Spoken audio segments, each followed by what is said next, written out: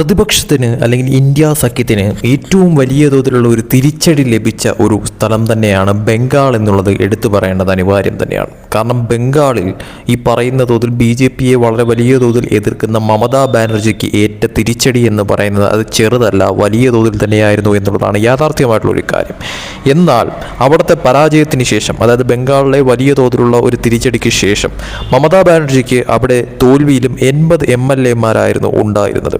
ഈ 80 MLA-മാരിൽ ആരൊക്കെ മമതയോടൊപ്പം ഇപ്പോൾ ഉണ്ട് എന്നുള്ളത് തന്നെയാണ് ഏറ്റവും വലിയ ചോദ്യമെന്ന് പറയുന്നത്. അതിനുള്ള ഉത്തരം ഇപ്പോൾ ആയിരിക്കുകയാണ് എന്ന കാര്യത്തിൽ യാതൊരു സംശയവുമില്ല. കാരണം മമത തോൽവിക്ക് ശേഷം വിളിച്ച യോഗത്തിൽ തന്നെ, ആദ്യ യോഗത്തിൽ തന്നെ മമതയുടെ ഭൂരിഭാഗം MLA-മാരും മമതയെ കൈവിട്ടു എന്ന വാർത്ത തന്നെയാണ് പുറത്തു വന്നിരിക്കുന്നത്. അതായത് 80 MLA-മാരുള്ള മമതയുടെ TMCയിൽ ആകെ 20 MLA-മാർ മാത്രമേ മമത വിളിച്ച യോഗത്തിൽ വന്നെത്തിച്ചേർന്നുള്ളൂ എന്നുള്ളതാണ് ഒരു യാഥാർത്ഥ്യമായിട്ടുള്ള കാര്യമെന്ന് പറയുന്നത്. ബാക്കി 80 പേരും മമതയുടെ ഈ യോഗത്തിൽ എത്തിയില്ല എന്നും മാത്രമല്ല, മമതയുടെ എല്ലാ നീക്കങ്ങൾക്കും വളരെ വലിയ തോതിൽ തിരിച്ചടി ലഭിക്കുന്ന തരത്തിലോട്ട് വരെ കാര്യങ്ങൾ എത്തിച്ചു എന്നതാണ് യാഥാർത്ഥ്യം.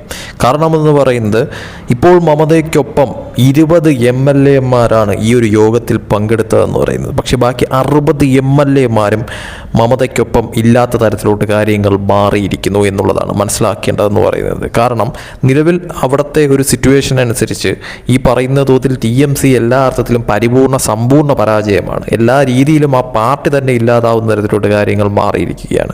ആ ഒരു സാഹചര്യത്തിൽ നിലവിലുള്ള, അതായത് ഈ 60 MLA-മാരിൽ, അതായത് മമതയുടെ ഈ യോഗത്തിൽ നിന്ന് പോലും വിട്ടുനിന്ന 60 MLA-മാരിൽ ഭൂരിഭാഗം പേരും BJP പാളയത്തിലോട്ട്, അതായത് ഈ പറയുന്ന നിലവിൽ ഭരണപക്ഷത്തുള്ള BJP പാളയത്തിലോട്ട് ചാടും.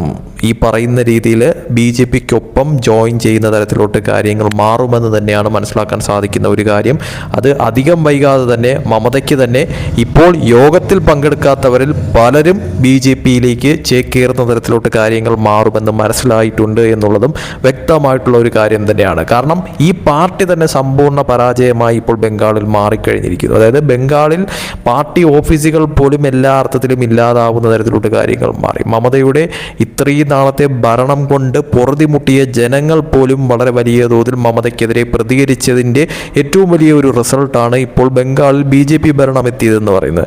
അതിന് പിന്നാലെ കൂടെയുള്ള 80 MLA-മാരിൽ 60 MLA-മാരും മമതയെ കൈവിടുന്ന തരത്തിലോട്ട് കാര്യങ്ങൾ മാറുകയും അതിൽ ഭൂരിഭാഗം പേരും BJP പാളയത്തിലേക്ക് ചേക്കേറുന്ന തരത്തിലോട്ട് കാര്യങ്ങൾ വരും ദിവസങ്ങളിൽ മാറുമെന്നുള്ളത് 100% ഉറപ്പിച്ച് പറയാൻ പറ്റുന്ന ഒരു കാര്യം തന്നെയാണെന്ന കാര്യത്തിൽ യാതൊരു സംശയവുമില്ല. കാരണം മമത എന്ന് പറയുന്ന വ്യക്തി, മമത എന്ന് പറയുന്ന നേതാവ്, TMC എന്ന് പറയുന്ന പാർട്ടി എല്ലാ അർത്ഥത്തിലും ഇല്ലാതായി കഴിഞ്ഞിരിക്കുന്നു. അത് ഇനി പതിയെ അത് എല്ലാ രീതിയിലും സമ്പൂർണ്ണ പരാജയമായി മാറുന്ന തരത്തിലോട്ട് കാര്യങ്ങൾ മാറുമെന്നുള്ളത് 100% വ്യക്തമാണ്. ഈ പാർട്ടി തന്നെ നാളൊരു സമയം ഇല്ലാതാവുന്ന തരത്തിലോട്ട് കാര്യങ്ങൾ എത്തുമെന്നുള്ളത് 100% ഉറപ്പാണ്. അതുകൊണ്ട് തന്നെയും തീർച്ചയായിട്ടും ഈ പാർട്ടിയിൽ നിന്നിട്ട് യാതൊരുവിധ ഉപയോഗവുമില്ല എന്ന് മനസ്സിലാക്കുന്ന MLA-മാർ, നേതാക്കന്മാർ, പ്രവർത്തകർ ഉൾപ്പെടെ ഈ പറയുന്ന TMCയിൽ നിന്നും എല്ലാ അർത്ഥത്തിലും രാജിവെച്ചുകൊണ്ട് BJP പാളയത്തിലേക്ക് പോകുമെന്നുള്ളത് 100% ഉറപ്പായിട്ടുള്ള ഒരു കാര്യം തന്നെയാണ്. കഴിഞ്ഞ തെരഞ്ഞെടുപ്പുകൾ പോലും, അതായത് കഴിഞ്ഞ നിയമസഭാ തെരഞ്ഞെടുപ്പുകൾ പോലും മമതയുടെ പാർട്ടിയിൽ നിന്നും വളരെ വലിയ തോതിലുള്ള ഒരു രാജി ഉണ്ടായിരുന്നു. അത് BJPയിലേക്ക് എത്തുന്ന തരത്തിലോട്ട് കാര്യങ്ങൾ മാറിയിട്ടുണ്ടായിരുന്നു. MLA-മാർ ഭൂരിഭാഗം പേരും.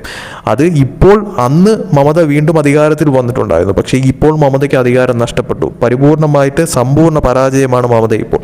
അതുകൊണ്ട് തന്നെയും ഇനി മമതയുടെ പാർട്ടിയിൽ നിന്നിട്ട് യാതൊരു രീതിയിലുമുള്ള ഒരു നേട്ടമോ ഒരു ഉപയോഗമോ അല്ലെങ്കിൽ ഒരു തരത്തിലുമുള്ള വിലയോ ഇല്ല എന്ന് മനസ്സിലാക്കിയ പാർട്ടിക്കാർ, അതോടൊപ്പം തന്നെ MLA-മാർ ഭൂരിഭാഗം പേരും ഈ പറയുന്ന രീതിയിൽ TMC വിട്ടുകൊണ്ട് BJP പാളയത്തിലേക്ക് വരും ദിവസങ്ങളിൽ മാറുമെന്നുള്ളത് പച്ചയായ സത്യമാണ്. അത് തീർച്ചയായിട്ടും മമതയെ സംബന്ധിച്ചിടത്തോളം വളരെ വലിയ തോതിൽ നിലവിലുള്ള കനത്ത തിരിച്ചടിക്ക് മേലെ വീണ്ടും ഒരു തിരിച്ചടി ലഭിക്കുന്ന തരത്തിലോട്ട് കാര്യങ്ങൾ മാറുമെന്നുള്ളത് ഏറ്റവും എടുത്തു പറയേണ്ട ഒരു കാര്യം തന്നെയാണ്. എന്തായാലും മമതയെ സംബന്ധിച്ചിടത്തോളം മമതയ്ക്ക് ബംഗാളിലും അതോടൊപ്പം തന്നെ ഇനിയിപ്പോൾ ലോക്സഭയിലും എല്ലാ അർത്ഥത്തിലും പരിപൂർണ പരാജയമെന്നും മാത്രമല്ല, മോദിയെ എതിർക്കാനായിട്ട് മമത എന്നുള്ള ആ ഒരു തരത്തിലുള്ള കാര്യങ്ങളെല്ലാം തന്നെയും എല്ലാ അർത്ഥത്തിലും വൻ പരാജയമായി മാറുന്ന തരത്തിലോട്ട് കാര്യങ്ങൾ മാറി.